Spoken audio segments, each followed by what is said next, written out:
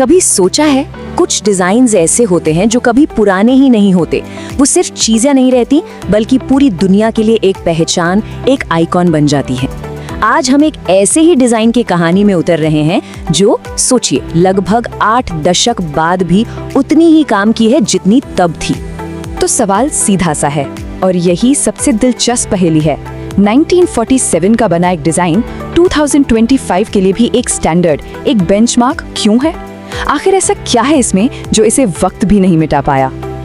देखिए, इस सवाल का जवाब ना इसकी शुरुआत में ही छिपा हुआ है। हमें ठीक वहीं वापस जाना होगा, उस एक खास जरूरत के पास जिसने एक बिल्कुल नए हल की मांग की। ये एक ऐसी कहानी है जिसका जन्म ही संघर्ष की आग में हुआ था। जरा सोच कर देखिए, साल है 1941। जंग का तौर तरीका पूरी तरह बदल रहा था। अब एक ऐसे हथियार की सख्त जरूरत थी जिसे बहुत बड़ी तादाद में बनाया जा सके, जो मुश्किल से मुश्किल हालात में भी धोखा ना दे और जिसे एक आम सिपाही बड़ी आसानी से चला सके। और फिर ठीक 6 साल बाद 1947 में एक हल सामने आया, और वो हल था AVK, एविमेट कलशनिकोवा 1947। ये उन सभी जरूरतों का एक सीधा, साफ और सरल सा जवाब था। एक ऐसा हथियार जो भरोसेमंद हो, सस्ता हो और जिसे चलाना बेहद आसान हो।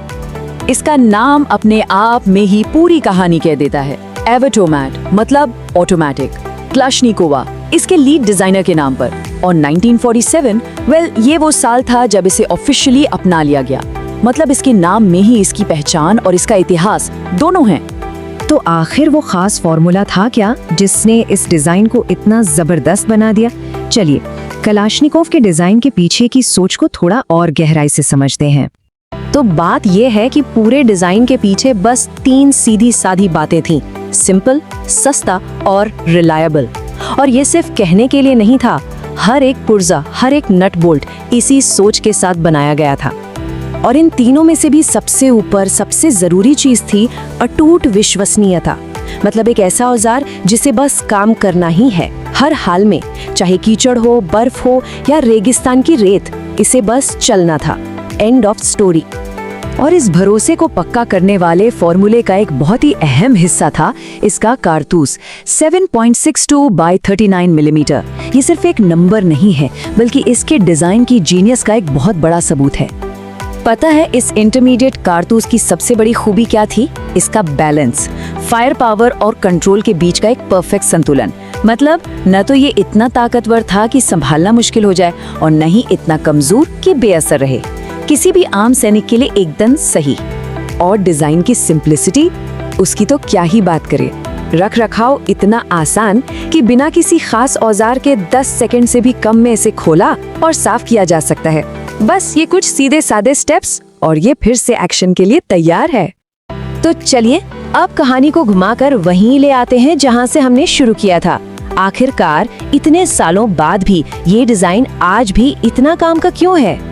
इसकी वजह भी उतनी ही सीधी साधी है जितनी कि इसका डिजाइन, जो सीधे इसके कोर प्रिंसिपल से निकल कर आती हैं। पहली, ये हर बार काम करता है। दूसरी, इसे बनाना आसान है। और तीसरी, इसे इस्तेमाल करना आसान है। सिंपल। आखिर में इस डिजाइन की जबरदस्त कामयाबी का सारा सार, इसकी सबसे बड़ी ताकत बस इन 3 शब्दों में छिपी है। ये हर बार काम करता है। यही इसकी सबसे बड़ी विरासत है। और ये सारी कहानी हमें एक बहुत गहरे विचार पर लाकर छोड़ देती है कि सवाल ये नहीं है कि कोई चीज क्या है, बल्कि ये है कि वो किस लिए है। एक ऐसा सवाल जो शायद हर महान डिजाइन की बुनियाद में होता है।